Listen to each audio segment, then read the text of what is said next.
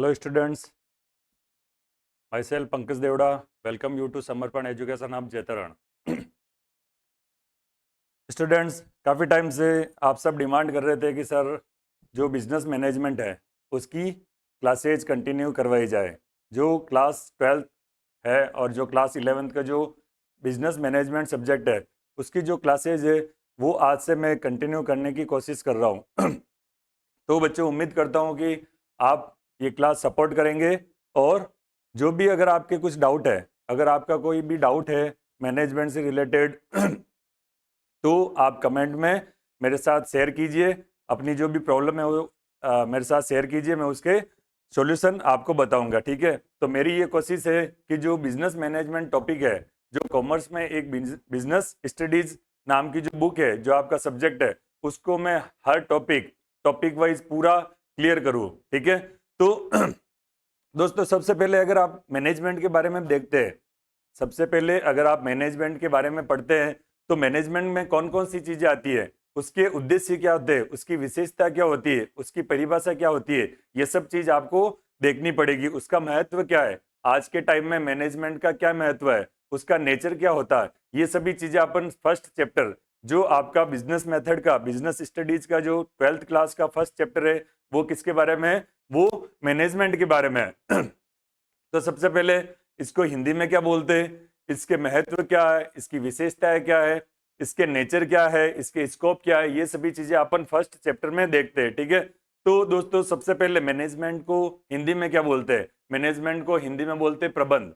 Management को हिंदी में क्या बोलते हैं, प्रबंध बोलते हैं। ठीक है, तो जब बात करें मैनेजमेंट की, जब बात करते हैं मैनेजमेंट की, तो जो आपका फर्स्ट टॉपिक है, जो आपका बोर्ड क्लासेज का 12th बोर्ड का बिजनेस स्टडीज आपका सब्जेक्ट है, उसका फर्स्ट चैप्टर है। कौन सा चैप्टर, फर्स्ट चैप्टर फर्स्ट के बारे में बात करेंगे अपन। उसका नाम है nature and significance of management. ठीक है, इसका नेचर क्या है, इसकी सिग्निफिकेंस क्या है।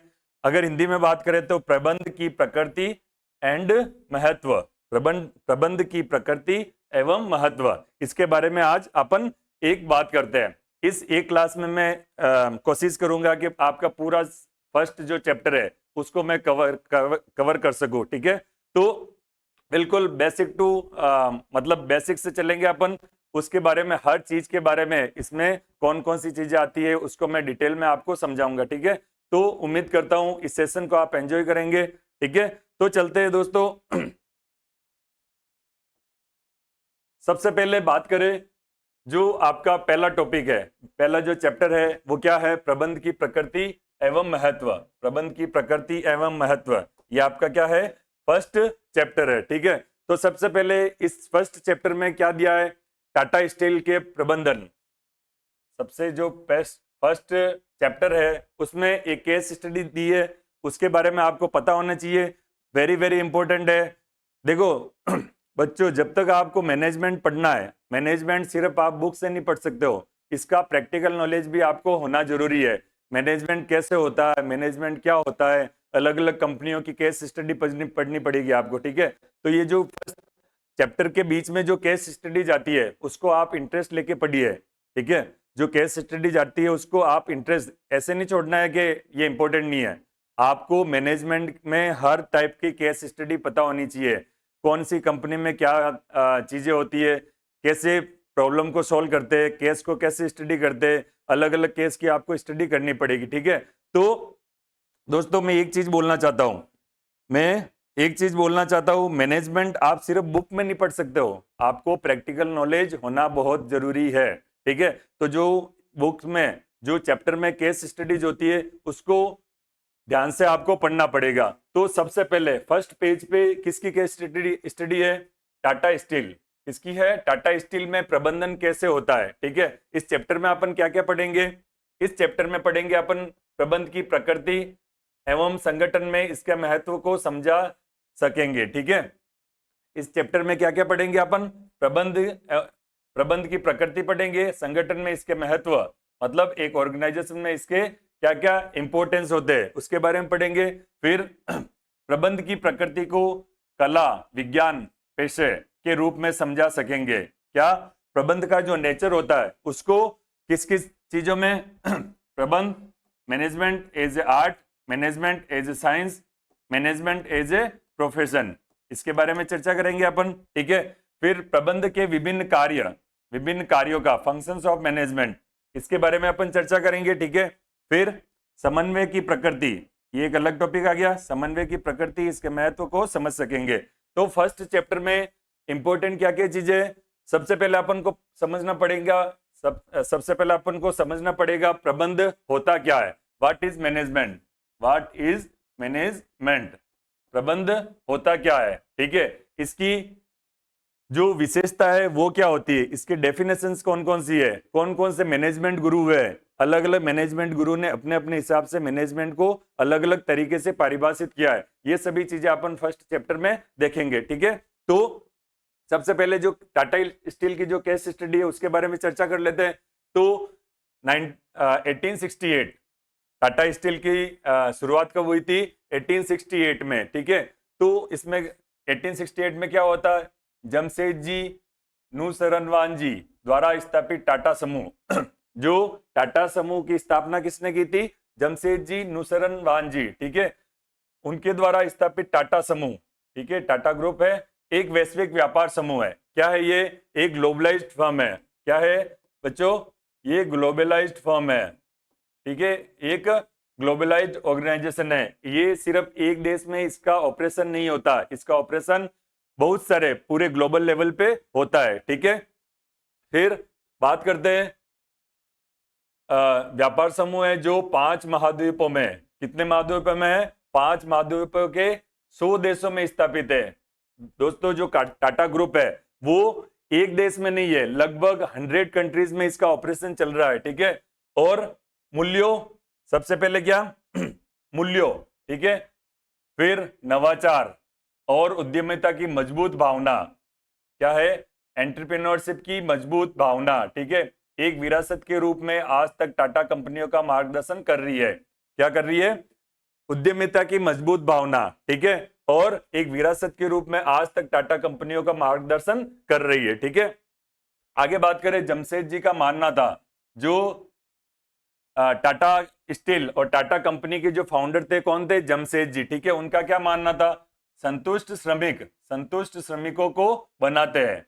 अगर आपके जो एम्प्लॉयज है वो अगर संतुष्ट है तो उससे और संतुष्ट एम्प्लॉय बनेंगे। ठीक है, तो सबसे पहले बात क्या आई, अगर आपको प्रॉपर मैनेजमेंट करना है, आपको सही ढंग से मैनेजमेंट करना है, तो आपके एम्प्लॉयज क्या होने चाहिए, सेटिस्फाइड होने चाहिए। ठीक है, आपको तानाशाह नहीं बनना है, आपको क्या बनना है, एक कुशल प्रबंधक बनना है। ठीक है, तो तानाशाह बनना अलग चीज होता है और एक कुशल प्रबंधक बनना अलग चीज होता है, बोथ आर डिफरेंट। ठीक है, आपको क्या नहीं बनना है, तानाशाह नहीं बनना, तानाशाह शासक नहीं बनना, आपको एक कुशल प्रबंधक बनना है। ठीक है, तो सबसे पहले क्या है, वेरी वेरी इंपॉर्टेंट लाइन है ये, संतुष्ट ग्राहक संतुष्ट श्रमिक होते हैं, वो संतुष्ट श्रमिकों को बनाते हैं। ठीक है, इसी सिद्धांत पर उन्होंने अपने सभी श्रमिकों को ग्रेच्युटी, ठीक है, जब स्टार्ट किया था टाटा कंपनी तो सभी श्रमिकों को क्या क्या चीजें दी थी, ग्रेच्युटी दिया था। ठीक है, फिर भविष्य निधि का सदैव भुगतान किया। ठीक है, पूरे जमशेदपुर शहर की योजना,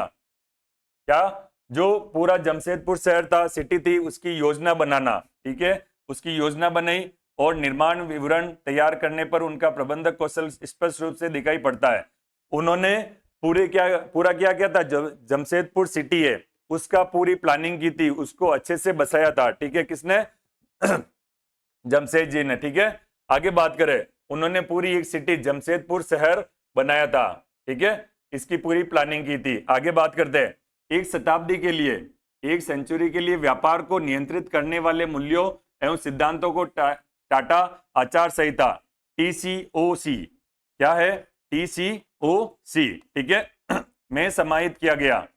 एक टाटा ग्रुप ने अपनी एक आचार संहिता लॉन्च की थी, अपनी एक आचार संहिता बनाई थी, जिसके अंतर्गत टाटा ग्रुप को क्या करना है, सरकार मतलब समाज के प्रति उनके क्या दायित्व है, श्रमिकों के प्रति क्या दायित्व है, वो पूरा एक गाइडलाइन बनाई थी जमशेद जी टाटा ने। ठीक है, तभी आज टाटा ग्रुप है, एक छोटे लेवल से स्टार्ट किया था उन्होंने, आज ये मल्टीनेशनल ग्लोबलाइज्ड एक कंपनी बन गई है। ठीक है, उनकी इसी भावना के कारण। ठीक है, आगे बात करते हैं। इस्पात एवं ऑटोमोबाइल की शुरुआती दौर में नवीनतम प्रौद्योगिकी के बराबर रहने तक टाटा समूह के आज 29 सार्वजनिक रूप से सूचीबद्ध टाटा उद्यम है। सूचीबद्ध मतलब आज इसके 29 ऐसे लिस्टेड बिजनेस है। क्या है दोस्तों, इसके लिस्टेड बिजनेस कितने, 29 इसके लिस्टेड बिजनेस है जो शेयर मार्केट में लिस्टेड है। जिसमें क्या क्या चीजें आती है, टाटा स्टील है। टाटा ग्रुप में क्या क्या चीजें आती है, एक तो टाटा स्टील, दूसरा आता है टाटा मोटर्स, ठीक है, टीसीएस टाटा कंसल्टेंसी सर्विस, फिर टाटा पावर हो गया, टाटा केमिकल्स हो गया, टाटा ग्लोबल बेवरेज हो गया, टाटा टेली सर्विस हो गया, टाइटन हो गया, टाटा कम्युनिकेशंस हो गया और भारतीय होटल शामिल है। मतलब जो 28 इसकी कंपनीज है, अलग अलग तरह की जो कंपनीज है टाटा की, टाटा ग्रुप की टोटल कितनी कंपनीज है, 29 कंपनीज है। ठीक है, उनमें इंपोर्टेंट कौन कौन सी है, first Tata steel, Tata Motors, Tata consultancy service, मतलब जो आईटी फील्ड में काम करती है। ठीक है, उसके अलावा टाटा पावर हो गया, टाटा केमिकल्स हो गया, टाटा ग्लोबल हो गया, टाटा ग्लोबल बेवरेज हो गया, टाटा टेली सर्विसेज। ठीक है, टाइटन जो कंपनी है वो भी किसकी है, टाटा की है। ठीक है, टाटा कम्युनिकेशंस हो गया, टाटा होटल हो गए, जो बड़े बड़े होटल्स है, मतलब ताज ग्रुप के और इनके मैनेजमेंट कौन करता है, टाटा ग्रुप करता है। ठीक है, तो ये होटल इंडस्ट्री में भी बहुत बड़ा इनका नाम है। ठीक है, समूह का संयुक्त बाजार पूंजीकरण लगभग 103.51 अरब डॉलर है। टाटा ग्रुप का पूरा कैपिटल फॉर्मेशन कितना है, लगभग 103.51। ये भी कब का डाटा है, ये 2016-17 का डाटा है। आज के टाइम में टाटा ग्रुप बहुत बड़ा नाम बन गया है, इनकी जो वर्थ है, जो कैपिटल है, वो बहुत ज्यादा हो गई है। ठीक है, तो आगे बात करते हैं। अब देखो main important, very very important, इस चीज का हमेशा ध्यान रखना है। ठीक है बच्चों, टाटा की सामाजिक दायित्व, सोशल रेस्पॉन्सिबिलिटी क्या होती है।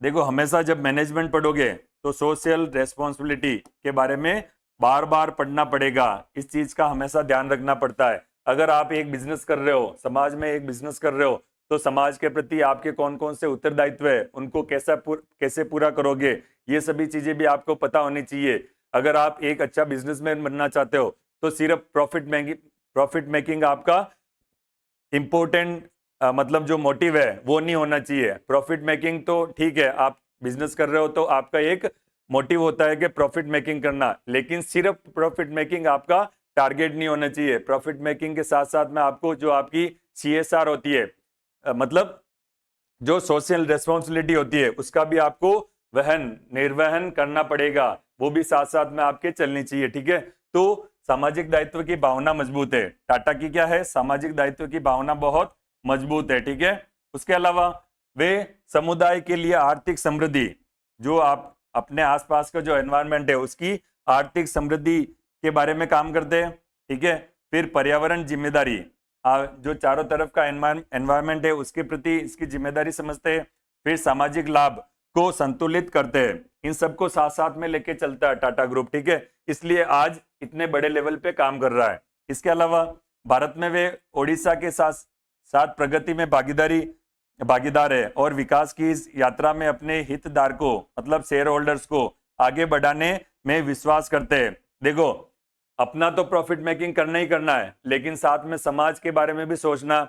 अपने जो हितधारक है, हितधारक में कौन कौन होते हैं, सप्लायर्स होते हैं, शेयर होल्डर्स होते हैं, उन सब के बारे में भी साथ साथ में सोचा जाता है। इन सब चीजों को क्या बोलते हैं, मैनेजमेंट बोलते हैं। ठीक है, चलो आगे बात करते हैं।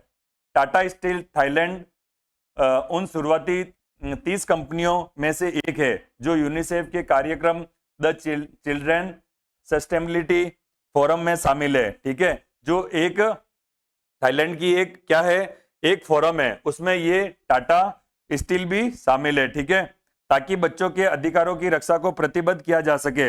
ये किसके लिए भी काम कर रहा है, बच्चों के अधिकारों के लिए भी काम कर रहा है टाटा ग्रुप। ठीक है, आगे बात करें।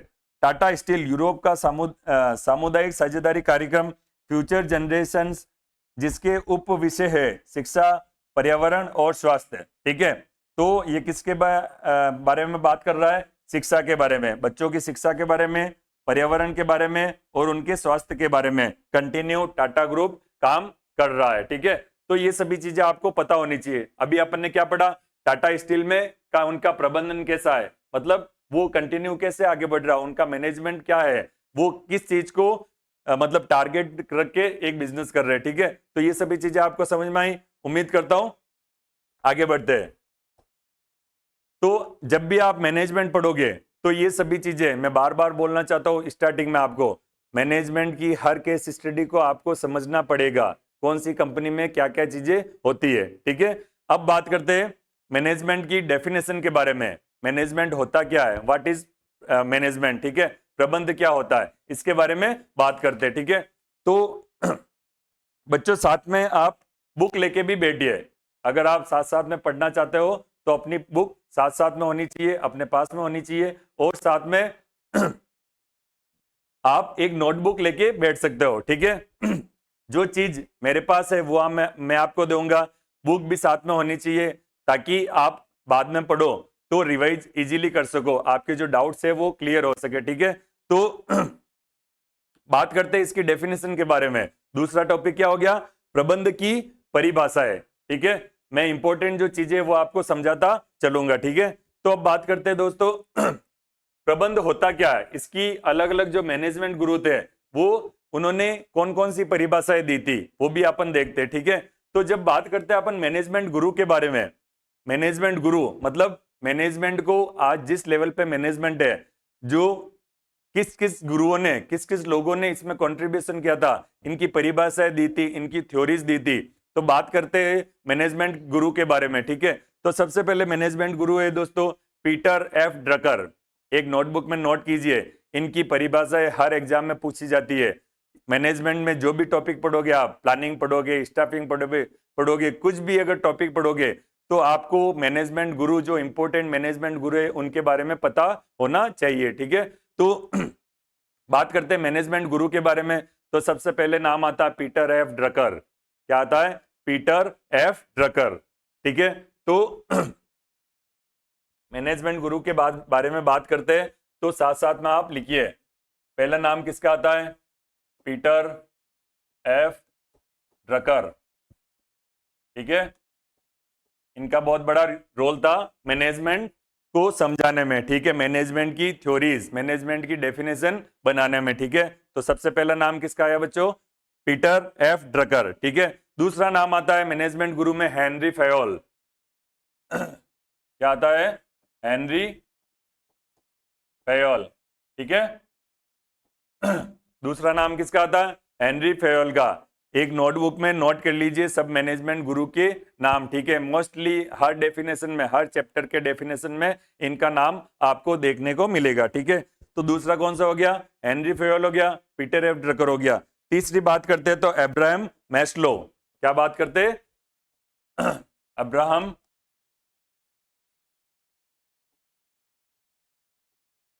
मैस्लो। ठीक है, तीसरे मैनेजमेंट गुरु कौन है, अब्राहम मैस्लो। ठीक है, अगले मैनेजमेंट गुरु के बारे में बात करें, अगले मैनेजमेंट गुरु के बारे में बात करें तो उनका नाम है डगलस मैकग्रोर। क्या नाम है, डगलस मैकग्रेगर।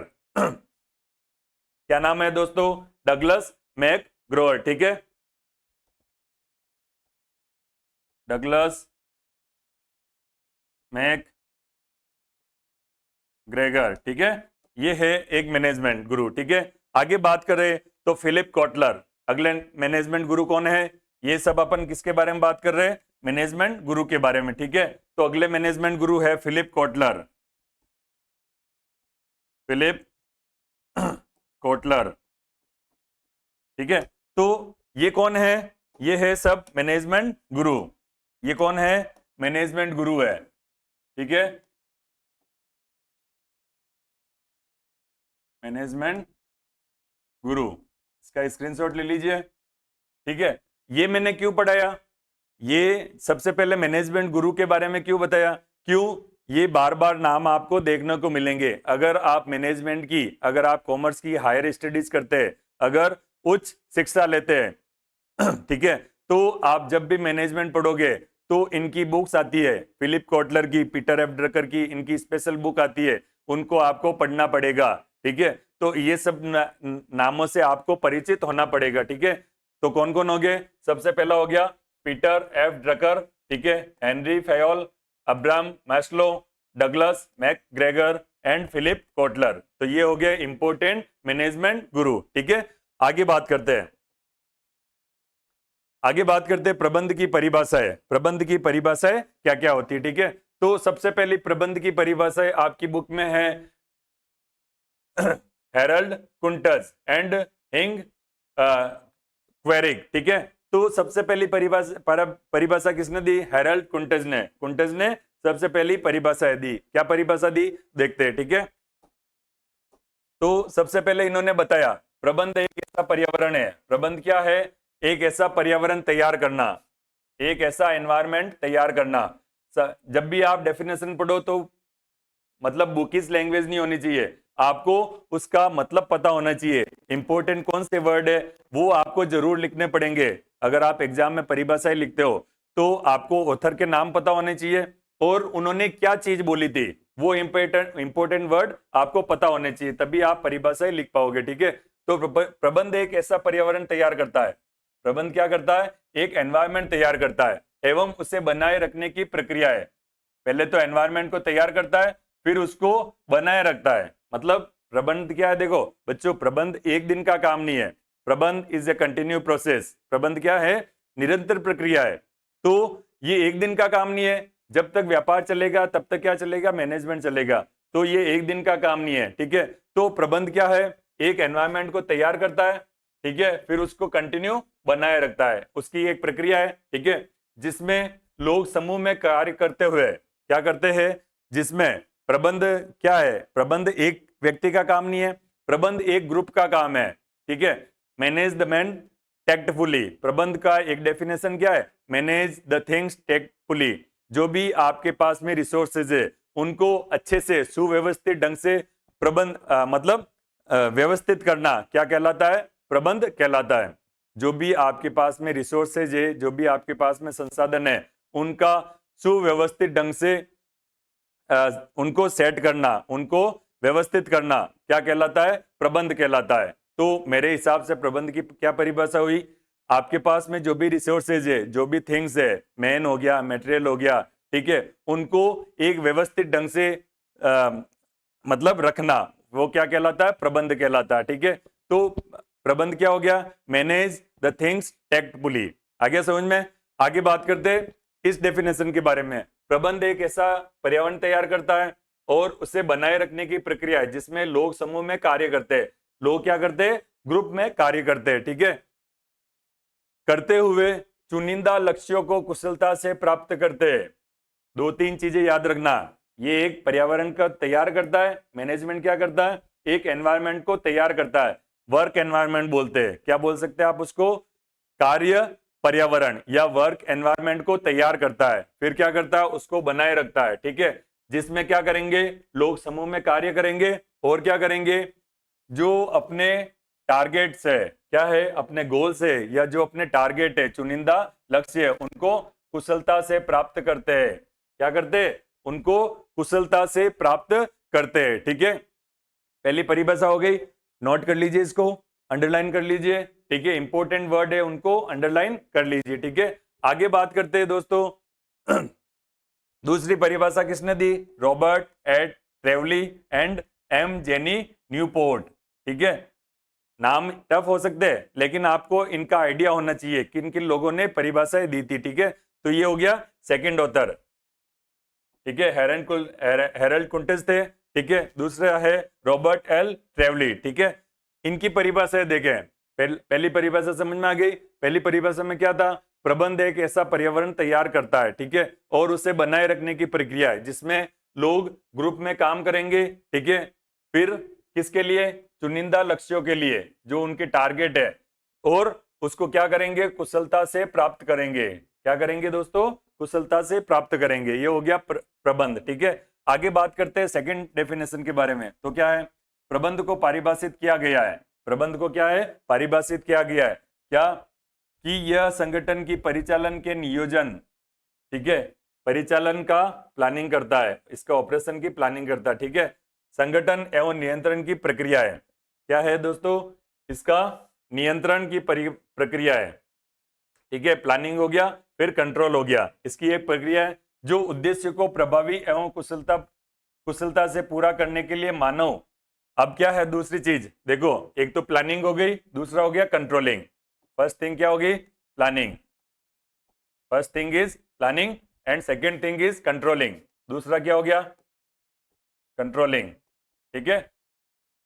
चीजों को प्लानिंग करता है, संगठन में प्लानिंग करते हैं और चीजों को कंट्रोल करता है, ठीक है। और क्या करती है? जो उद्देश्य को प्रभावी एवं कुशलता से पूरा करने के लिए, क्या करने के लिए?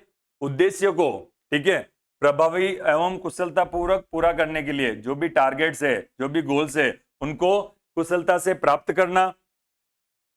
करने के लिए क्या करते हैं? मानव एवं भौतिक संसाधनों को, ठीक है, ह्यूमन एवं नेचुरल रिसोर्सेज है, उनको संसाधनों में समन्वय के लिए की जाती है। क्या करती है दोस्तों? जो ह्यूमन रिसोर्स है, जो फिजिकल रिसोर्स है, उनका समन्वय, कोऑर्डिनेट करता है, एक दूसरे के साथ कोऑर्डिनेट करता है, ठीक है। कौन करता है? मैनेजमेंट करता है। आगे समझ में? तो दूसरी डेफिनेशन में क्या हो गया? ये प्लानिंग का काम करता है और क्या करता है?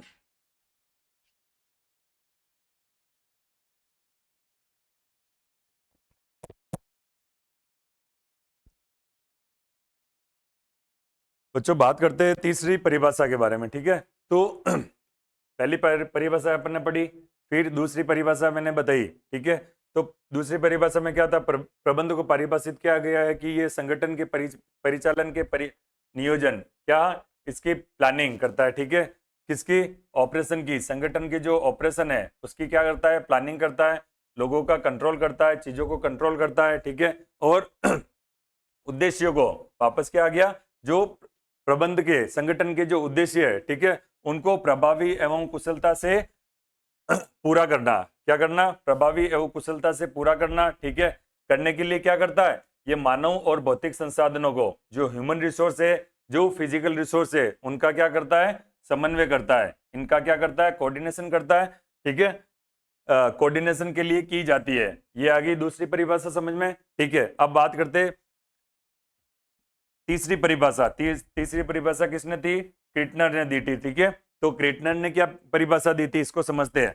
प्रबंध परिवर्तनशील पर्यावरण में, देखो मेन इंपॉर्टेंट वर्ड को याद रखना है, ये प्रबंध परिवर्तनशील पर्यावरण, जो बिजनेस एनवायरनमेंट होता है, बिजनेस का जो एनवायरनमेंट होता है, बिजनेस का पर्यावरण होता है, ठीक है, व्यवसाय का जो पर्यावरण होता है, मतलब आसपास की जो सराउंडिंग, चारों तरफ कौन कौन सी चीजें है, उसमें क्या है? बिजनेस परिवर्तनशील। देखो बिजनेस का जो पर्यावरण होता है वो हमेशा चेंजेज होता रहता है। चीजें है, जो पर्यावरण है, ठीक है, आसपास की जो कंडीशंस है, वो हमेशा एक नहीं रहती है, वो कंटिन्यू क्या होती रहती है? परिवर्तन, चेंजेस होते रहते हैं, ठीक है।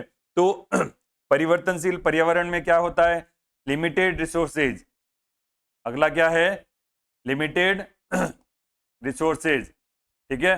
जो सीमित संसाधन है उनका क्या करना? कुशलतापूर्वक उपयोग करना। क्या करना? उनका कुशलतापूर्वक उपयोग करते हुए संगठन के उद्देश्यों को, क्या है? संगठन के उद्देश्यों को प्रभावी ढंग से प्राप्त करने के लिए, ठीक है, प्रभावी ढंग से प्राप्त करने के लिए दूसरों के साथ मिलकर, दूसरों से मिलकर एवं उनके माध्यम से कार्य करने की प्रक्रिया है। आगे जो मेन वर्ड है उनको ध्यान रखना, ठीक है। प्रबंध क्या है? एक परिवर्तनशील पर्यावरण में, ठीक है, सीमित संसाधनों से, लिमिटेड रिसोर्सेज से कुशलतापूर्वक उपयोग करना, उनका एक अच्छे ढंग से उपयोग करना, और करते हुए संगठन के उद्देश्यों को, जो संगठन के गोल्स है, ऑब्जेक्टिव है, उनको प्रभावी ढंग से प्राप्त करने के लिए, उनको प्राप्त करने के लिए क्या करना है? दूसरों के साथ मिलकर कार्य करना है। दूसरों के साथ मिलकर कार्य करना है और उनके माध्यम से कार्य करने की एक प्रक्रिया है। आगे तो तीनों परिभाषा क्या हो गई? ये हो गई, ठीक है। तो ये तो हो गई जो बुक में परिभाषा है। क्या है? ये है जो बुक में परिभाषा है। इसके अलावा मेरे अनुसार, ठीक है, तो अभी मैंने बताया था मैनेजमेंट इज एन एक्टिविटीज, ठीक है। तो मैनेजमेंट क्या होता है? Manage the things tactfully.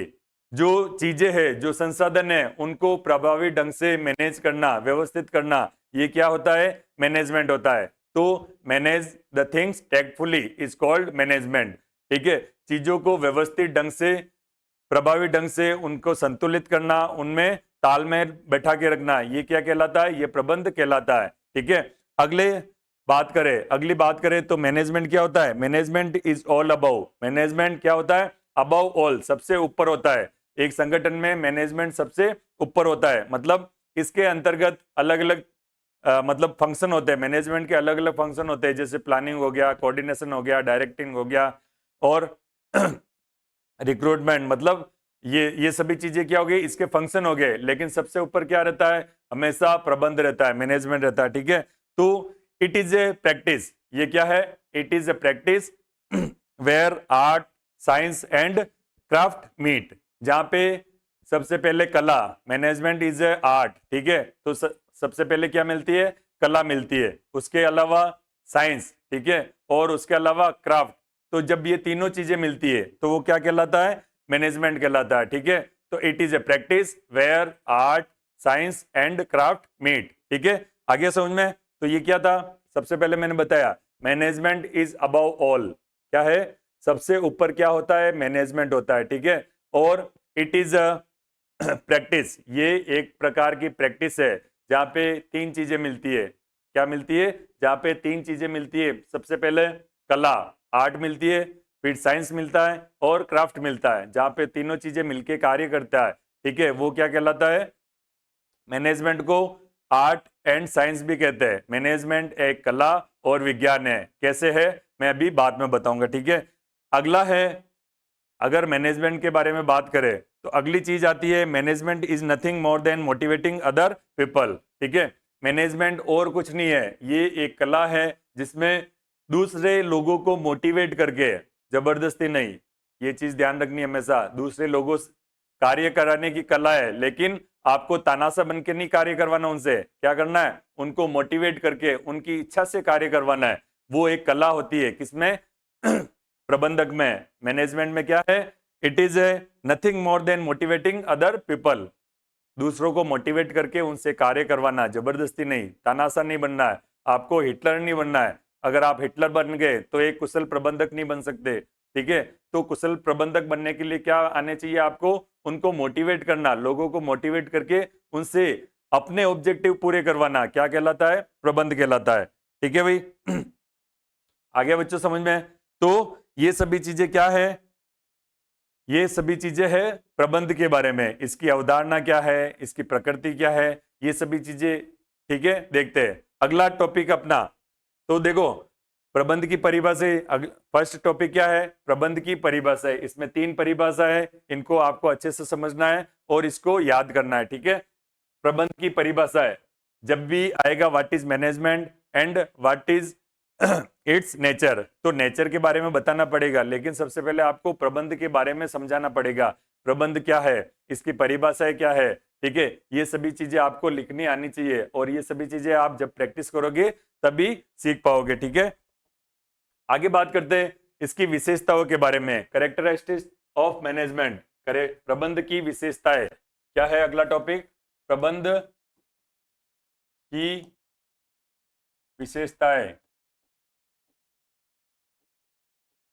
ठीक है, प्रबंध की विशेषताओं के बारे में बात करते हैं। अगला टॉपिक आपका क्या है? प्रबंध की विशेषताएं। ठीक है, तो फर्स्ट इसकी विशेषता है it is A goal oriented process. पहली इसकी विशेषता क्या है? It is a goal oriented process, मतलब हमेशा इसका जो मेन टारगेट होगा वो अपने ऑर्गेनाइजेशन के, संगठन के गोल को अचीव करना। क्या? संगठन के उद्देश्यों को अचीव करना। तो ये क्या है? एक गोल ओरिएंटेड प्रोसेस है। क्या है बच्चों? ये एक गोल ओरिएंटेड प्रोसेस है, मतलब इसका मेन टारगेट क्या? प्रबंध का मेन टारगेट क्या है? अपने संगठन के जो उद्देश्य है उनको कुशलता पूर्वक प्राप्त करना। क्या है मेन टारगेट? क्या है इसका? जो अपने उद्देश्य है, संगठन के, जो कंपनी के जो उद्देश्य है, मेन जो गोल है, उनको कुशलता पूर्वक प्राप्त करना, ये क्या है? प्रबंध की पहली विशेषता है। ठीक है, आगे समझ में? बच्चों में साथ साथ में इंग्लिश और हिंदी दोनों आपको समझा रहा हूं, जो आपका मीडियम है उसमें आप समझ सकते हैं। ठीक है, तो मैं चीजों को दोनों मीडियम में समझाते हुए चल रहा हूं। ठीक है, तो फर्स्ट इसकी विशेषता क्या होगी? ये गोल ओरिएंटेड है। क्या है? ये एक गोल ओरिएंटेड प्रोसेस है, मतलब इसका मेन टारगेट, मेन ऑब्जेक्टिव क्या है? संगठन के उद्देश्यों को प्राप्त करना। आगे समझ में? आगे बात करते हैं दूसरे ऑब्जेक्टिव के बारे में। ठीक ठीक है। दूसरी विशेषता, management is all about pervasive. ठीक है, मैनेजमेंट क्या है? ऑल अबाउट परवेसिव है। ठीक है, आगे बात करें, it is an multi dimensional, it is a multi dimensional.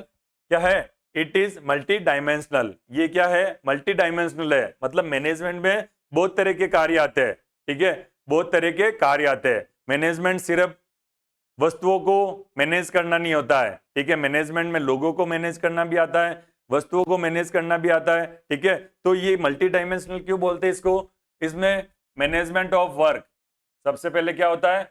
Work, कार्य का मैनेजमेंट होता है। ठीक है, फिर मैनेजमेंट ऑफ पीपल, लोगों का मैनेजमेंट होता है, कार्यों का मैनेजमेंट होता है और लोगों का मैनेजमेंट होता है। ठीक है, और जो बिजनेस के जो ऑपरेशंस है, बिजनेस के जो प्रक्रिया है, ऑपरेशंस है, ठीक है, उनका मैनेजमेंट। ठीक है, तो अलग अलग प्रकार के मैनेजमेंट होते हैं। कहीं पे कार्यों का मैनेजमेंट होगा, कहीं पे लोगों का मैनेजमेंट होगा और कहीं पे ऑपरेशंस का मैनेजमेंट होगा। ठीक है, तो इसलिए इसलिए इसको क्या बोलते हैं? इसको मल्टी डायमेंशनल बोलते हैं। ठीक है, अलग अलग, मतलब इसको मल्टी डायमेंशनल को हिंदी में क्या बोलेंगे? बहुआयामी। क्या बोलेंगे बच्चों? बहुआयामी। ठीक है, तो ये क्या है? बहुआयामी है, मतलब इसका जो क्षेत्र है, इसका स्कोप है, वो एक कार्य के लिए नहीं है। ठीक है, ये कार्य को भी मैनेज करता है, लोगों को मैनेज करता है और अलग अलग ऑपरेशंस को मैनेज करता है। ठीक है, आगे समझ में? अगली विशेषता के बारे में बात करें तो it is a continuous process. ये क्या है? एक निरंतर कार्य है। देखो, जो बिजनेस होता है, जब तक बिजनेस चलेगा तब तक मैनेजमेंट चलेगा, और बिजनेस एक दिन का कार्य नहीं है। It is not a one day process. ठीक है, तो कोई भी व्यक्ति अगर कोई बिजनेस स्टार्ट करता है तो वो ये सोच के नहीं करेगा कि मैं एक दिन के लिए करूंगा या एक साल के लिए करूंगा। जब तक पॉसिबल होगा तब तक बिजनेस चलता रहेगा। ठीक है, जब तक कंडीशंस है वो मतलब सही रहेगी, ठीक है, तब तक बिजनेस चलता रहेगा। लेकिन अगर लॉस की कंडीशन आ गई, बहुत ज्यादा लॉस हो रहा है, ठीक है, लॉस वहन नहीं कर पा रहे, तब बिजनेस को बंद करना पड़ेगा। ठीक है, लेकिन वो कोई भी नहीं सोचता है, वो ऑपोजिट जो कंडीशंस होती है ना, उसमें वो करना पड़ता है, बिजनेस को क्लोज करना पड़ता है। लेकिन कोई भी बिजनेस क्लोज करने के लिए स्टार्ट नहीं करता है। ठीक है, तो ये क्या है? एक निरंतर प्रक्रिया है। जब तक बिजनेस चलेगा तब तक क्या चलेगा? एक मैनेजमेंट चलता रहेगा। ठीक है, तो बच्चों ये क्या है? एक कंटिन्यूस प्रोसेस है, निरंतर प्रक्रिया है। आगे समझ में? आगे बात करते हैं, it is A group activity. क्या है? It is A group activity. ये एक व्यक्ति का कार्य नहीं है, ये मैनेजमेंट क्या है? सब जो भी बिजनेस संगठन में, ठीक है, जो भी व्यवसाय में ग्रुप होता है, लोगों का ग्रुप होता है, उन सभी का कार्य होता है। मैनेजमेंट एक व्यक्ति नहीं कर सकता है। कौन? सभी उसमें साथ देंगे। ठीक है, तो सभी लोगों का ग्रुप होगा, उसकी ये एक्टिविटी है। ठीक है, तो it is A group activity. आगे समझ में? आगे बात करें, it is a dynamic function. क्या है? It is a dynamic function, मतलब अलग अलग स्तर पे मैनेजमेंट अलग अलग होता है। ठीक है, तो it is a dynamic function, मतलब इसके जो फंक्शंस होते हैं वो अलग अलग स्तर के होते हैं, अलग अलग स्तर पे अलग अलग मैनेजमेंट होता है। ठीक है, आगे बात करें, it is an intangible force. It is an intangible force. Intangible force का क्या मतलब होता है? ये एक प्रकार का फोर्स होता है। मैनेजमेंट क्या होता है? एक प्रकार का फोर्स होता है। ठीक है, मतलब किसी को आप मोटिवेट कर रहे हो। ठीक है, एक अमूर्त क्या है? फोर्स है, एक अमूर्त बल बोल सकते हैं इसको। ठीक है, क्या है? एक अमूर्त बल। एक अमूर्त क्या है? ये बल है। अमूर्त बल क्यों बोलेंगे? मैनेजमेंट को आप देख सकते हो क्या? नहीं देख सकते हो, लेकिन इसको फील कर सकते हो। ठीक है, तो ये क्या है? एक प्रकार का फोर्स है। लोगों को आप मोटिवेट कर रहे हो, किसके लिए? अपने ऑब्जेक्टिव को पूरा करने के लिए, अपने टारगेट को, अपने गोल को अचीव करने के लिए क्या कर रहे हो? आप लोगों का यूज कर रहे हो। ऐसे यूज नहीं कर सकते, उनको फोर्सफुली काम नहीं करवा सकते हो। किस तरीके से काम करवा सकते हो? ये मोटिवेशन के द्वारा उनको मोटिवेट करोगे, उनको प्रलोभन दोगे। ठीक है, ताकि वो आपके लिए काम कर सके। ठीक है, तो ये सभी चीजें क्या हो गई? प्रबंध की विशेषता है। क्या हो गई? प्रबंध की विशेषता है। ठीक है, आ गया समझ में? पहली क्या थी? It is A goal oriented process, मतलब ये क्या है? गोल को ध्यान में रख के गोल को प्राप्त करने का एक प्रोसेस है। ठीक है, दूसरा है management is all about pervasive. तीसरा है it is an multi dimensional, ये क्या है? अलग अलग इसके डायमेंशन होते हैं, मतलब एक क्षेत्र में इसका स्कोप नहीं है, इसका स्कोप क्या है? अलग अलग क्षेत्रों में। ठीक है, इसमें क्या हो गया? Management of work, management of people, management of operations. आगे समझ में?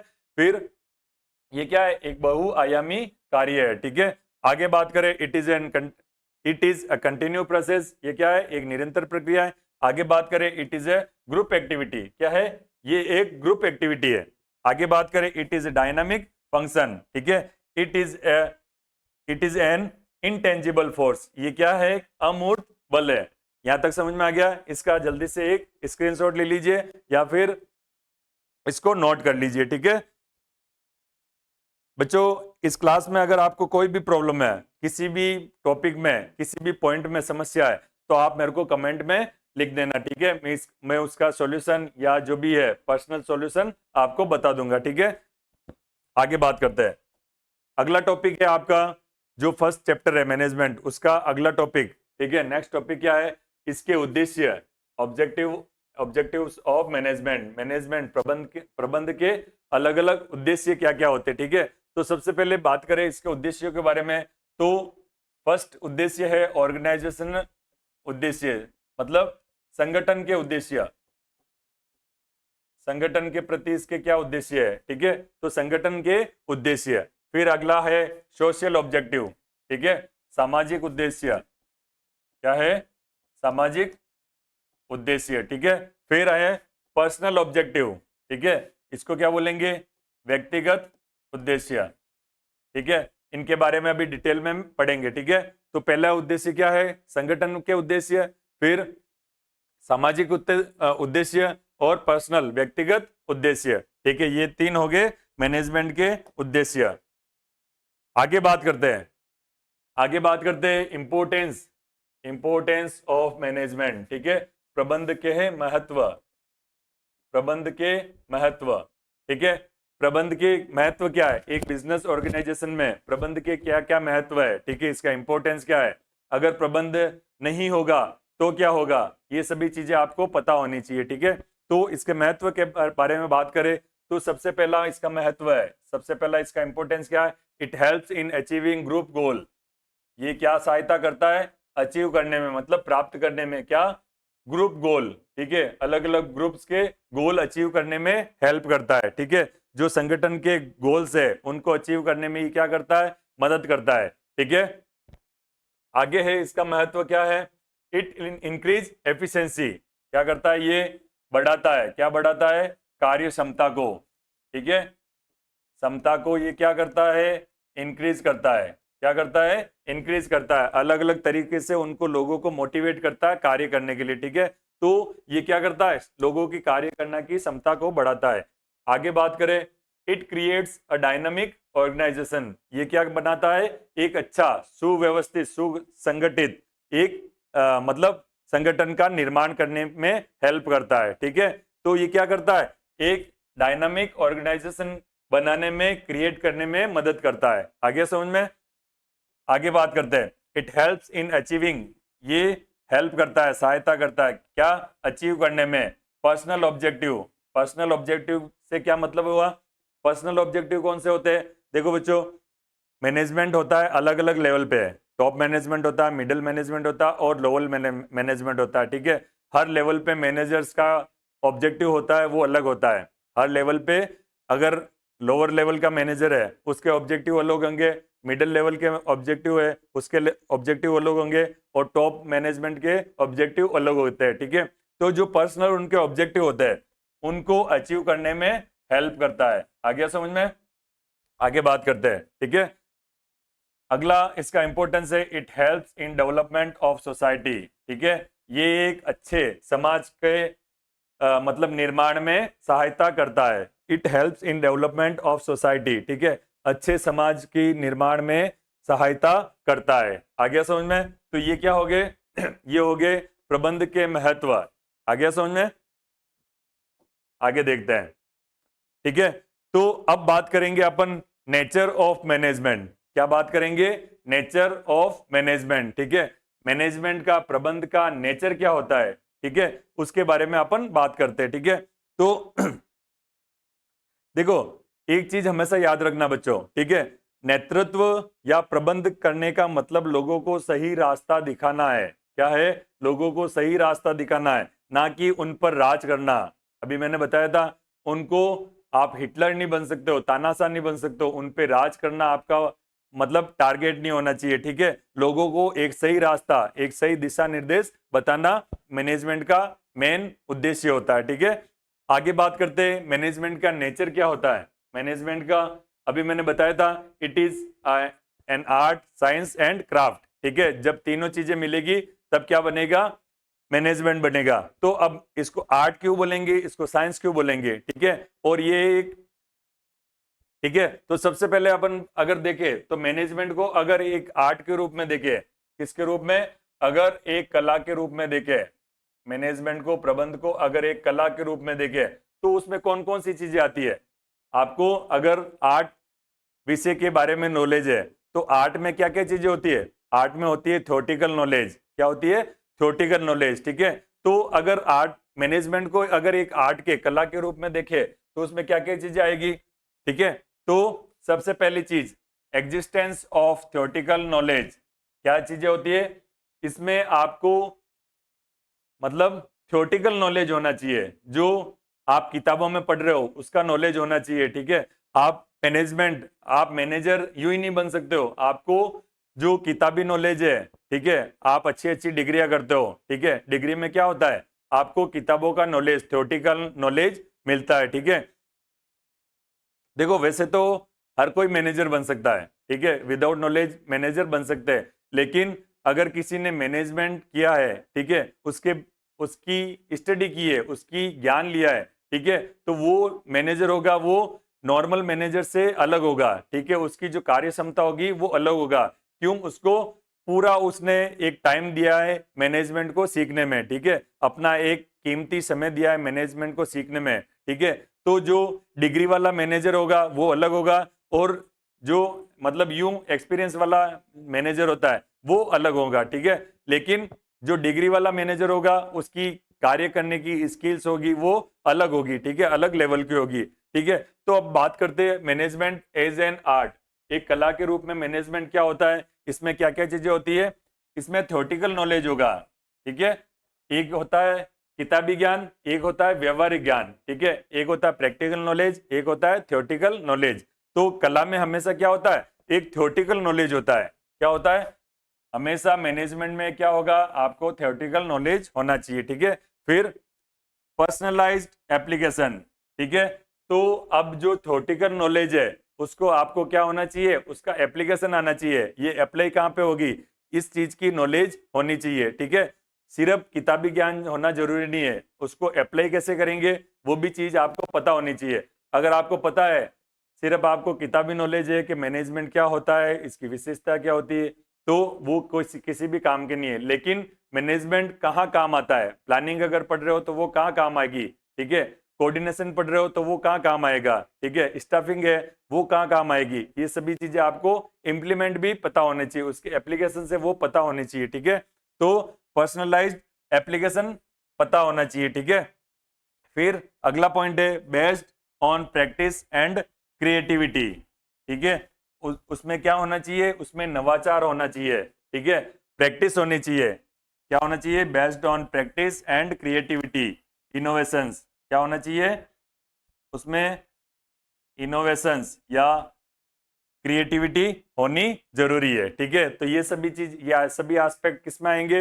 ये सभी एस्पेक्ट है एक कला के, आर्ट के। ठीक है अगर बात करते हैं management as a science, management एक विज्ञान के रूप में, ठीक है, तो देखो चीजों को पढ़ना, समझना, ये सभी की चीजें किस में आती है? ये सभी चीजें आती है आर्ट में। लेकिन अगर उसको सिस्टमेटिक, अगर उसको क्या करेंगे? Systematic body of knowledge, knowledge को अगर सिस्टमेटिक ढंग से समझ रहे हो आप, ठीक है, फॉर्मूला से, अगर उसको फॉर्मूला को यूज कर रहे हो तो वो सभी चीजें किस में आएगी? देखो मैनेजमेंट सिर्फ थ्योरेटिकल नॉलेज नहीं है, इसमें कई सारे आपको फॉर्मूले भी, उनका उपयोग भी आना जरूरी है, ठीक है, फॉर्मूलों का यूज भी आना जरूरी है, ठीक है। तो it is a systematic body of knowledge. क्या है? ये एक नॉलेज का सिस्टमेटिक बॉडी है, सिस्टमेटिक ढंग से उसको व्यवस्थित ढंग से मतलब क्रियान्वयन करना आपको आना चाहिए, ठीक है। तो साइंस में क्या है? सिस्टमेटिक नॉलेज होना चाहिए। आपको क्या होना चाहिए? सिस्टमेटिक नॉलेज होना चाहिए, ठीक है। अगला है प्रिंसिपल बेस्ड ऑन एक्सपेरिमेंटेशन, ठीक है। अगला क्या है? जो सिद्धांत होते हैं, प्रबंध के जो सिद्धांत होते हैं, किस पे बेस्ड होने चाहिए? एक्सपेरिमेंट पे बेस्ड होने चाहिए, ठीक है।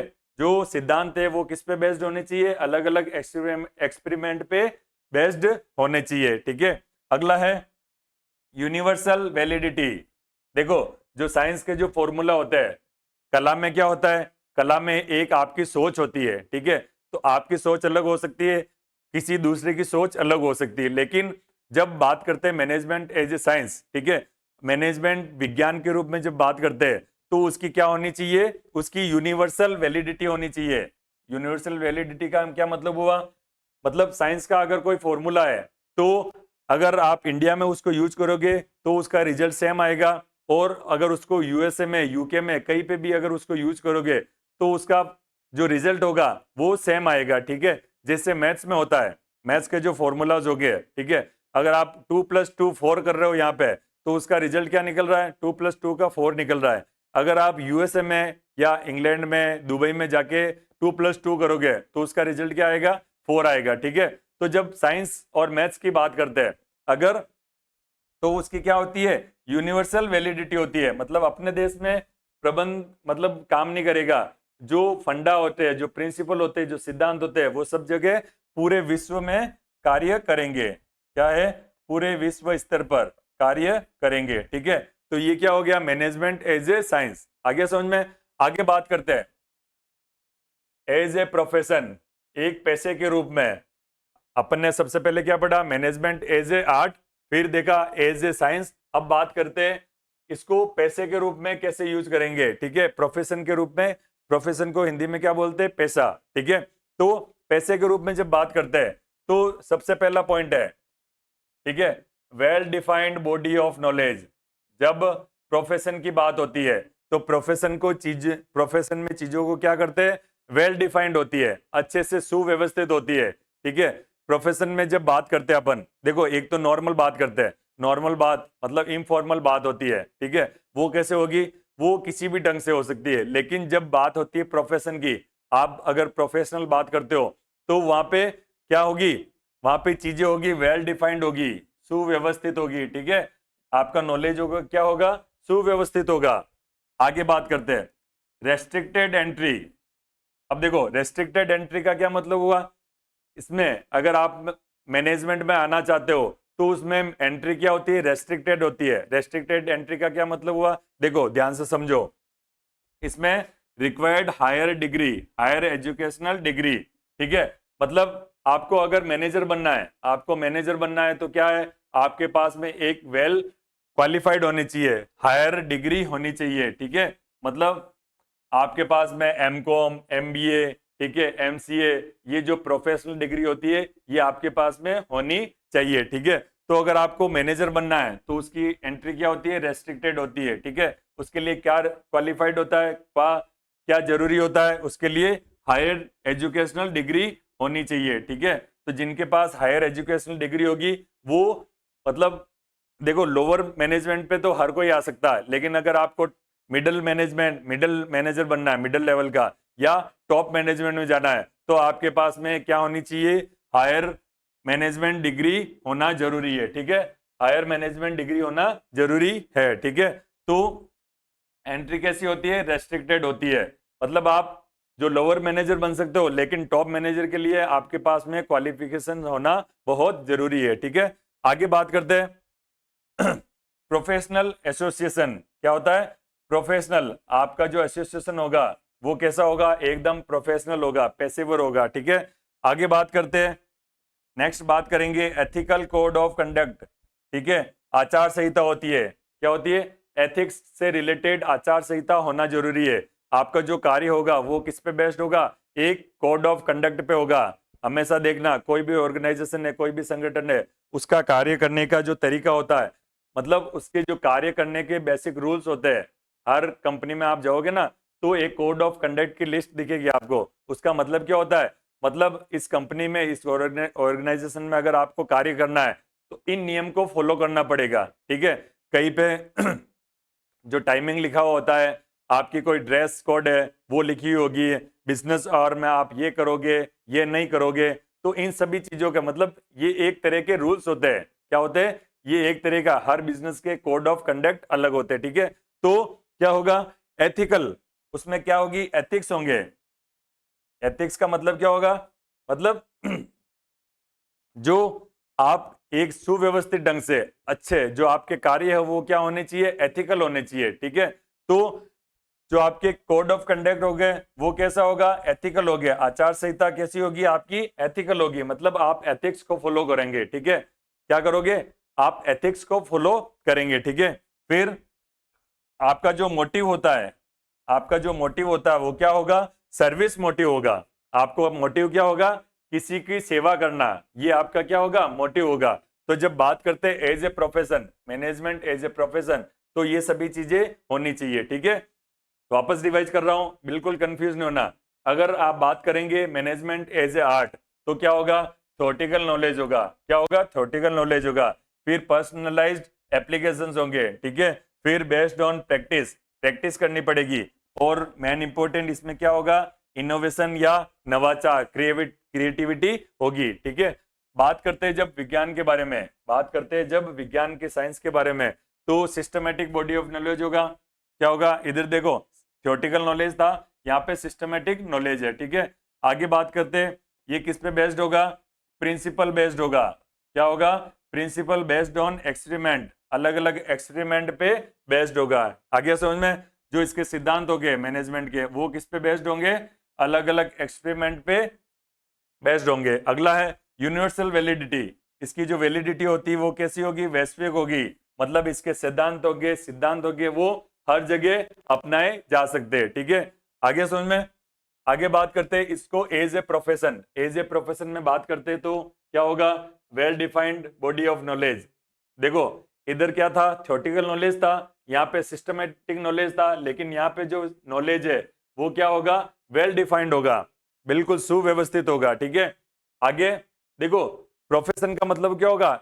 ये एक पेशा है। जब आप एक प्रोफेशन में जाते हो तो आप एक प्रोफेशनल, आपका वर्क हो जाता है, ठीक है। तो वहां पे हर चीज आपकी एक प्रोफेशनल ढंग से होनी चाहिए, ठीक है। फिर रेस्ट्रिक्टेड एंट्री, इसकी एंट्री क्या है? रेस्ट्रिक्टेड है। अगर आपके पास में हायर डिग्री है तो आप टॉप मैनेजमेंट तक जा सकते हो, ठीक है। फिर प्रोफेशनल एसोसिएशन, इसका एसोसिएशन कैसा होगा? प्रोफेशनल होगा। एथिकल कोड ऑफ कंडक्ट होंगे, ठीक है। इसकी आचार संहिता कैसी होगी? एथिक्स पे बेस होगी, ठीक है। फिर सर्विस मोटिव, इसका मोटिव क्या होगा? सर्विस देना, सेवा देना, इसका मोटिव होगा, ठीक है। तो उम्मीद करता हूं यहां तक आपको समझ में आया। अभी अपन ने मैनेजमेंट के 3 टॉपिक पढ़े इंपॉर्टेंट, इसकी विशेषताएं, महत्व, ठीक है, इनके बारे में अपन ने पढ़ा। अब मैं बात करता हूं ठीक है, अब मैं बात करता हूं मैनेजमेंट के अलग अलग लेवल के बारे में, ठीक है। मैनेजमेंट के अब बात करते हैं अपन, कौन कौन से लेवल होते हैं, ठीक है। तो सबसे पहले देखो, एक चीज है, you don't learn management, you don't learn management from books alone. बहुत अच्छी बात कही है। You don't learn management from books alone, ठीक है। आप मैनेजमेंट को सिर्फ बुक से नहीं पढ़ सकते हो, बुक से नहीं सीख सकते हो। आप बुक से सिर्फ पढ़ सकते हो, लेकिन अगर मैनेजमेंट को सीखना है तो आपको प्रैक्टिकल कहीं पे जाके देखना पड़ेगा कि मैनेजर कैसे काम करते हैं, उनकी जो डिसीजन पावर है, डिसीजन लेने की क्षमता है वो कैसी है, वो कैसे डिसीजन लेते हैं, कोई प्रॉब्लम को सॉल्व कैसे करते हैं, तो वो आपको समझना पड़ेगा। अलग अलग केस स्टडी कि इस केस में, इस प्रॉब्लम में उसके मैनेजर्स, डायरेक्टर थे, मैनेजर्स थे, उन्होंने इस केस को कैसे सॉल्व किया था, इसको क्या बोलते हैं? केस स्टडी, ठीक है। आगे बात करते हैं मैनेजमेंट के लेवल कौन कौन से होते हैं, ठीक है। मैनेजमेंट के लेवल कौन कौन से होते हैं, ठीक है। तो ऐसे चलते हैं, हमेशा कैसे चलेंगे? इस टाइप से चलेंगे। क्या होगा? नीचे से ऊपर की ओर चलना पड़ेगा, ठीक है। अगर आपका कैरियर, आप मैनेजर के रूप में अगर आपका कैरियर शुरू कर रहे हो तो सबसे पहले आपको ऑपरेशनल लेवल, या इसको क्या बोलेंगे? सुपरवाइजरी या ऑपरेशनल मैनेजमेंट। देखो वैसे तो 1 2 3 चलता है, लेकिन ये काम कैसे करेगा, ऐसे काम करेगा, मतलब नीचे से ऊपर की ओर चलना पड़ेगा। तो सबसे पहला जो लेवल होता है वो क्या होता है, ऑपरेशनल, या इसको लोअर मैनेजमेंट भी बोलते हैं। क्या बोल सकते हैं, लोअर मैनेजमेंट, लोअर ऑपरेशनल या सुपरवाइजरी लेवल। ठीक है, अगर आप सुपरवाइजर हो, मतलब एक तो होता है इसके नीचे क्या होंगे, वर्कर होंगे। देखो इस चीज को ध्यान से समझना, वर्कर्स मतलब जो कार्य करते हैं, एक्चुअल में जो हार्डवर्क करते हैं, मेहनत करते हैं, वो कौन होंगे, वर्कर होंगे। ठीक है, उसके ऊपर कौन होंगे, सुपरवाइजर होंगे। उसके ऊपर कौन होंगे, सुपरवाइजर होंगे। ठीक है, सुपरवाइजर के ऊपर मिडिल लेवल वाले मैनेजमेंट होंगे। ठीक है, सुपरवाइजर के ऊपर कौन होंगे, जैसे ब्रांच मैनेजर हो गया। ठीक है, टीम लीडर होते हैं, ये टीम लीडर कौन होंगे, यहाँ पे होंगे। कौन होंगे, यहाँ पे कौन होगा, टीम लीडर।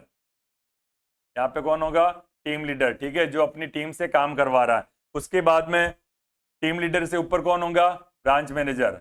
कौन हो गया, मिडिल लेवल वाला मैनेजमेंट, मिडिल मैनेजमेंट। ठीक है, फिर उसके ऊपर जो टॉप मैनेजमेंट होता है, जो टॉप मैनेजमेंट में कौन कौन आते हैं, डायरेक्टर्स आते हैं, जो कंपनी का डिसीजन लेते हैं, कंपनी के नियम बनाते हैं। वो कौन बनाते हैं, टॉप मैनेजमेंट।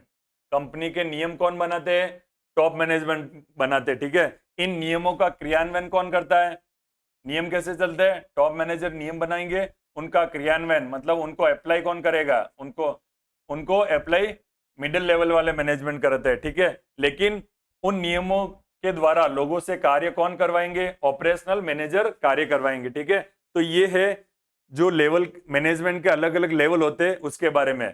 इसको इस ग्राफ के बारे में आप इजीली समझ सकते हो। ठीक है, तो कार्य कैसे करेगा, इसका जो कैरियर है वो कहां से, नीचे से स्टार्ट होगा। पहले ऑपरेशनल मैनेजर बनोगे, फिर मिडिल मैनेजमेंट में जाओगे, उसके बाद में टॉप मैनेजमेंट में जाओगे। ठीक है, मतलब नियम कैसे बनेंगे, नियम ऊपर से नीचे की तरफ चलेंगे। आगे समझ में, ये सबसे ऊपर का सुपीरियर मैनेजर होते हैं और ये सबसे लोअर मैनेजर होते हैं। ठीक है, तो नियम कैसे चलेंगे, बनाएगा कौन, टॉप मैनेजमेंट, फिर लागू कौन करेगा, मिडिल मैनेजमेंट। ठीक है, और वर्कर से उन नियमों को फॉलो कौन करवाएगा, ऑपरेशनल मैनेजर कराएगा। ठीक है, तो यहां तक समझ में आ गया। तो 3 टाइप के मैनेजमेंट होते हैं, टॉप मैनेजमेंट, ठीक है, जो डिसीजन बनाते हैं, डिसीजन लेते हैं, जो पॉलिसीज बनाते हैं। ठीक है, पॉलिसीज बनाते हैं, पॉलिसीज को कौन बनाता है, टॉप मैनेजमेंट बनाता है। ठीक है, और क्या करता है, ये डिसीजन लेते हैं, डिसीजन कौन लेता है, टॉप मैनेजमेंट लेता है। ठीक है, हायर अथॉरिटी बोलते हैं इसको। टॉप मैनेजमेंट क्या करता है, पॉलिसीज बनाता है और डिसीजन लेता है। फिर क्या आता है, मिडिल मैनेजमेंट आता है। ठीक है, इन पॉलिसीज को कार्यान्वयन करने का काम किसका होता है, मिडिल मैनेजमेंट का होता है।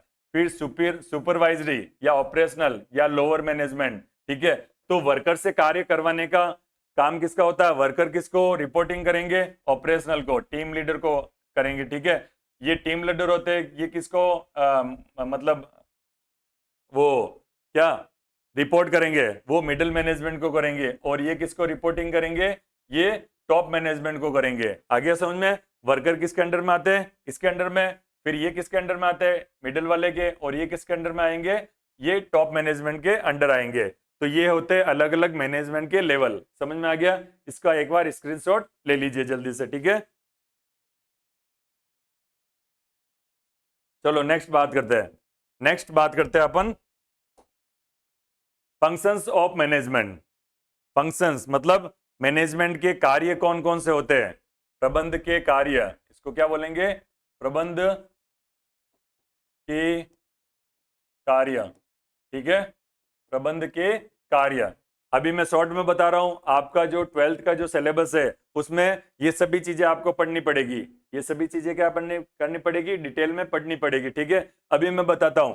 इसका पहला जो फंक्शन है मैनेजमेंट का, पहला फंक्शन क्या है, प्लानिंग। क्या है, प्लानिंग मतलब उद्देश्यों की प्राप्ति के लिए, उसकी प्राप्ति के लिए क्या करना पड़ेगा, आपको प्लानिंग करनी पड़ेगी। क्या करनी पड़ेगी बच्चों, प्लानिंग करनी पड़ेगी। उद्देश्य की प्राप्ति के लिए प्लान बनाने पड़ेंगे। मतलब वो उद्देश्य है वो कब प्राप्त करने हैं, वो कैसे प्राप्त होंगे, वो किसके द्वारा प्राप्त होंगे, ठीक है। तो क्या क्या चीज आएगी, कब प्राप्त करने हैं, ठीक है कब प्राप्त करने हैं, कैसे प्राप्त करने हैं, ठीक है, और किसके द्वारा, किसके द्वारा, ठीक है।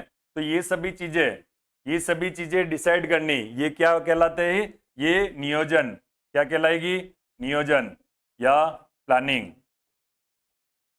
देखो शॉर्ट में अगर प्लानिंग को समझना है, ठीक है तो प्लानिंग क्या चीज होती है, मतलब अपने उद्देश्यों को कब प्राप्त करना है, उद्देश्यों को कब प्राप्त करना है, इसमें टाइम बताएगा, फिर इसमें तरीका बताएगा कैसे प्राप्त करना है, और किसके द्वारा प्राप्त करना है, मतलब अपने जो टारगेट्स है उनको किसके द्वारा प्राप्त करना है। This is all about planning. ये सभी चीजें किस में आएगी, ये नियोजन में आएगी। आ गया पहला पॉइंट समझ में, आ गया पहला पॉइंट समझ में, ठीक है। नियोजन क्या होता है, अपने उद्देश्यों को कब प्राप्त करना है, कैसे प्राप्त करना है, और किसके द्वारा प्राप्त करना है। ये सभी चीजें किस में आती है, प्लानिंग में आती है। प्लानिंग कौन करता है, टॉप मैनेजमेंट करता है। प्लानिंग कौन करता है, प्लानिंग कौन करता है बच्चों, टॉप मैनेजमेंट, ठीक है। प्लानिंग कौन करेगा, टॉप मैनेजमेंट करेगा, ठीक है मतलब वैसे तो हर लेवल पे होगी, लेकिन अभी मैंने बताया था पॉलिसी कौन बनाएगा, जो इंपॉर्टेंट प्लानिंग होगी, इंपॉर्टेंट डिसीजन होंगे, वो कौन लेगा, टॉप मैनेजमेंट, ठीक है। तो प्लानिंग किसके अंडर में आएगी, टॉप मैनेजमेंट के अंडर में आएगी। वैसे तो मिडिल वाला भी करेगा प्लानिंग, लेकिन इंपॉर्टेंट कौन है, टॉप मैनेजमेंट। आगे समझ में, उद्देश्यों को कब प्राप्त करना है, कैसे प्राप्त करना, और किसके द्वारा प्राप्त करना है, ये सभी चीजें किस में आएगी, ये प्लानिंग में आएगी। नेक्स्ट बात करते हैं ऑर्गेनाइजिंग, ठीक है। ऑर्गेनाइजिंग मतलब चीजों को सुव्यवस्थित, जो अपना संगठन है, ठीक है, उसको सुव्यवस्थित ढंग से कार्य करवाना, ठीक है, चीजों को ऑर्गेनाइज करना, ठीक है, ऑर्गेनाइज करना, चीजों को क्या करना, सुव्यवस्थित ढंग से ऑर्गेनाइज करना, वो किस में आएगा, ऑर्गेनाइजिंग में आएगा। किस में आएगा, ऑर्गेनाइजिंग में आएगा। अगला है स्टाफिंग, अगला क्या है, अगला कार्य है इसका स्टाफिंग, ठीक है, मतलब इसमें ह्यूमन रिसोर्स, स्टाफिंग में क्या आएगा, ह्यूमन रिसोर्स मैनेजमेंट, इसको और क्या बोल सकते हैं, ह्यूमन रिसोर्स मैनेजमेंट, मतलब मानव संसाधन प्रबंध, मानव संसाधन प्रबंध, ठीक है। ये क्या होता है, इसके बारे में जल्दी से देख लेते हैं देखो अभी मैं सब चीजों के बारे में शॉर्ट में बता रहा हूं, फिर जो अपन टॉपिक पढ़ेंगे, चैप्टर पढ़ेंगे, उसमें डिटेल में पढ़ेंगे, ठीक है। तो प्लानिंग क्या होता है, नियोजन होता है, ठीक है। ऑर्गेनाइजिंग क्या होता है, चीजों को सुव्यवस्थित ढंग से सेट करना, ठीक है। फिर स्टाफिंग, स्टाफिंग में क्या आता है एचआरएम आता है। एचआरएम क्या होता है, ह्यूमन रिसोर्स मैनेजमेंट, मानव संसाधन प्रबंध, ठीक है। लोगों को कैसे व्यवस्थित करना है, मतलब लोगों को मतलब वर्कर या मैनेजर्स, ठीक है, कब उनको लेना है, रिक्रूट करना है, कब उनको रिजाइन दिलवाना है, कब छोड़ के जाएंगे लोग, किस तरीके से छोड़ के, किस कारण से छोड़ के रहे, ठीक है, उन नीतियों में सुधार करना। मतलब एक अगर आपके पास में कोई वर्कर एम्प्लॉयज आ रहा है, तो उसको आपके पास कितने टाइम तक आप मतलब रख सकते हो, ठीक है, वो भी किस में आएगा, स्टाफिंग में आएगा। मतलब नियुक्तियां, अलग अलग पद पे नियुक्तियां करवानी, नियुक्ति कैसे करवानी, इसके रिसोर्सेज क्या क्या होंगे, कहाँ कहाँ से अपन योग्य लोगों को ढूंढ सकते हैं, ये सभी चीजें किस में आएगी, स्टाफिंग में आएगी। क्या आएगी, स्टाफिंग, ठीक है। अगला है डायरेक्टिंग, निर्देशन बोलते हैं, हिंदी में क्या बोलते हैं, निर्देशन, ठीक है।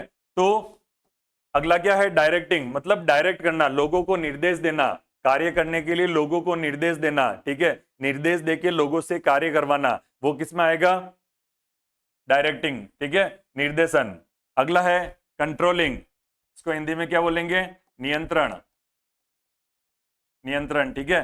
तो कंट्रोलिंग का मतलब क्या होता है, लोगों को कंट्रोल करना, एक तो लोगों को निर्देश देना, दूसरा होता है उनको एक ग्रुप अगर लोगों का अलग अलग लोगों का ग्रुप है आपके पास में, ठीक है, इन सबको कंट्रोल करना है, इन सबको कंट्रोल करना, ये किस में आएगा, नियंत्रण में आएगा, ठीक है। ये सभी कार्य किस में हेल्प करेंगे, ये सभी कार्य करेंगे आपको गोल को अचीव करने में, ठीक है, अचीविंग ऑर्गेनाइजेशनल गोल्स, ठीक है, या ऑब्जेक्टिव, ये सभी चीजें किस में काम आएगी? फंक्शंस ऑफ मैनेजमेंट, ये सभी चीजें किस में कार्य आएगी? आपके ऑर्गेनाइजेशन के, संगठन के गोल या उद्देश्यों को अचीव करने में ये सभी चीजें काम कहाँ करेगी? इनको, उद्देश्य को अचीव करने में, ठीक है। अगला है कोऑर्डिनेटिंग। कोऑर्डिनेटिंग मतलब समन्वय, ठीक है।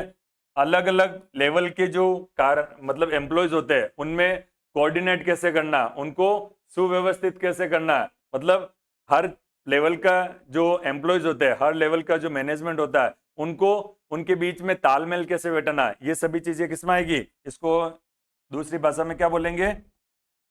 तालमेल, ठीक है। अलग अलग ऑर्गेनाइजेशन के अलग अलग लेवल पे एम्प्लॉयज में तालमेल, समन्वय बैठाना, ये सभी किसमें आएगी? कोऑर्डिनेटिंग में, ठीक है। तो ये सभी क्या हो गए? ये मैनेजमेंट के फंक्शन हो गए, ठीक है। आगे चलते हैं, इसका जल्दी से एक स्क्रीनशॉट ले लीजिए। चलो आगे बात करते हैं, आगे बात करते हैं। देखो बच्चों, आगे बात करते हैं। मेरे हिसाब से जो इंपॉर्टेंट टॉपिक थे वो अपन ने कवर कर लिए, ठीक है। आप एक बार वापस इस क्लास को देखना, फिर क्या करना? अपनी बुक को अच्छे से पढ़ना, ठीक है।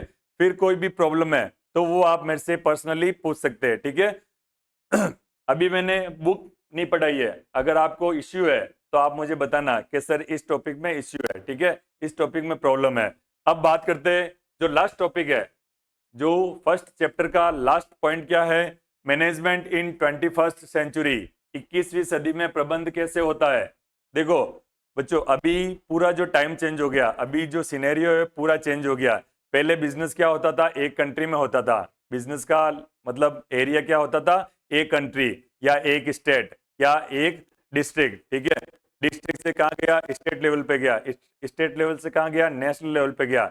अभी क्या सिनेरियो चल रहा है? अभी हर बिजनेस जो अच्छा बिजनेस है, अच्छा ऑर्गेनाइजेशन है, वो अपना बिजनेस कहाँ करना चाहता है? पूरे वर्ल्ड में करना चाहता है। कहाँ करना चाहता है? पूरे वर्ल्ड में करना चाहता है। तो अभी जो 21वीं सदी का जो बिजनेस है और उसमें जो मैनेजमेंट है, तो उसमें क्या है? उसमें एक चीज है, world as a global village. एक क्या है? एक वर्ड आपकी बुक में लिखा हुआ है, वर्ल्ड, पूरे वर्ल्ड को, पूरे विश्व को किस रूप में देखा जाता है? एक गांव के रूप में, एक गांव के रूप में देखा जाता है। पूरे विश्व को किस रूप में देखा जाता है? आजकल जो क्रांति चल रही है, जो सूचना की क्रांति चल रही है, उसमें क्या है? पूरे विश्व को, पूरे विश्व को किस रूप में देखा जाता है बच्चों?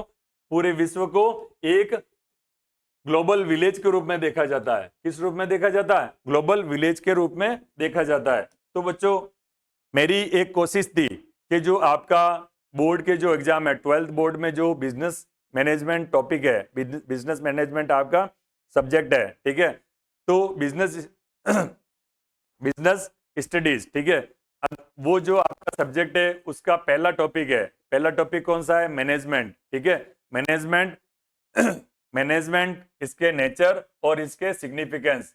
पहला चैप्टर क्या है आपका? Nature and significance of management, प्रबंध की प्रकृति एवं महत्व। इसके बारे में मैंने कोशिश की है आपको बिल्कुल इजी तरीके से। देखो बच्चों, घर पे बुक तो आप घर पे भी पढ़ सकते हो, लेकिन उसको समझना है। क्या करना है आपको? हर टॉपिक को, हर पॉइंट को इजी वे में समझना है। आपको ये नहीं देखना है कि पहला चैप्टर 28 पेज का है। आपको सिर्फ ये देखना है कि आपका पहला टॉपिक क्या था। एक पेज, 2 पेज, 3 पेज, 4 पेज, 5, 6, 7 और 8। तो आपका जो पहला जो चैप्टर है वो कितने पॉइंट का है? 8 पॉइंट का है, ठीक है। ऐसे समझना आपको। बार बार मैं बोलता हूं, आप पढ़ोगे कैसे? अपने शॉर्ट नोट बनाओगे, ठीक है, हर पॉइंट को शॉर्ट नोट में लिखोगे और उनको बार बार समझोगे, तभी आप उसके बारे में एग्जाम में अच्छे से लिख सकते हो, ठीक है।